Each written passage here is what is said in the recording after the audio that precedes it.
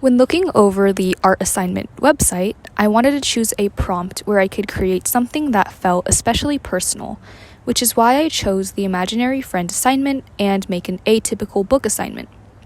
For the imaginary friend, the original creator of this video was Ju-Young Choi, who's a Korean-American artist working with paintings and video to portray the mythology of her fictional world called the Cosmic Womb.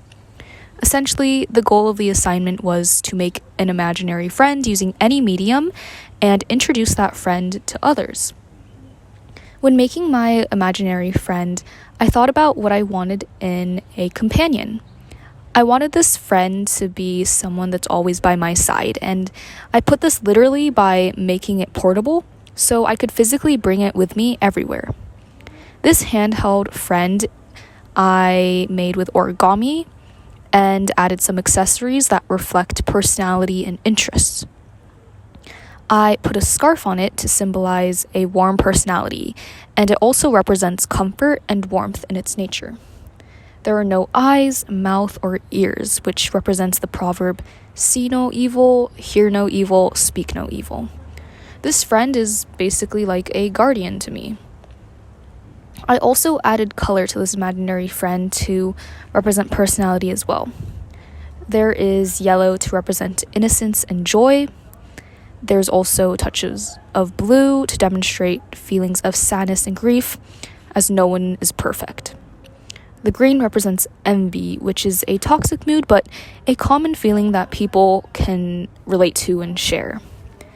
These feelings are experienced by everyone, which makes my imaginary friend more genuine and empathetic. This assignment reminded me of one of the pieces we learned in our AP Art History class, the portrait figures, or endop, which were kept in the king's shrine, referred to as royal charms, where the king's powers rested. When the king was absent from the capital, the endop preserved the essence of kingship at the center of the Kuba kingdom. It also served as a guardian, just like my imaginary friend.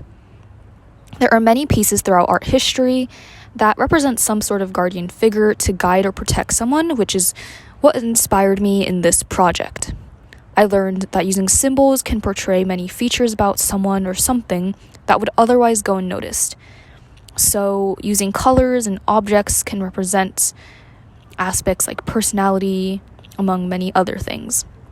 Art can also be nostalgic, which is what I learned from this project as well, as we associate imaginary friends with childhood and our younger selves. I showed my imaginary friend to my friends on social media and posted on Instagram using the hashtag the art assignment, and these were their thoughts.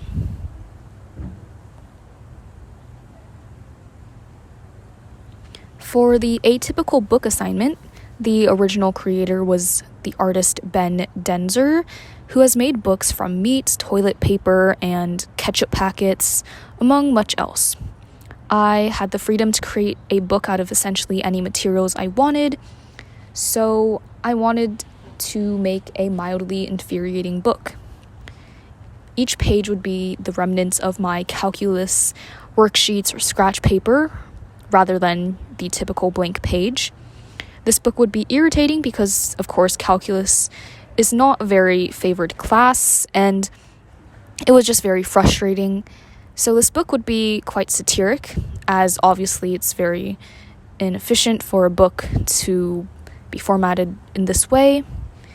And this piece relates to my art history class because of the satiric elements, as art does not always have to be serious and it can be fun, which is what I learned from this atypical assignment. And I got to explore my artistic side overall through these two assignments and really enjoyed learning about these artists' unique creative processes relating to the overall content of AP Art History.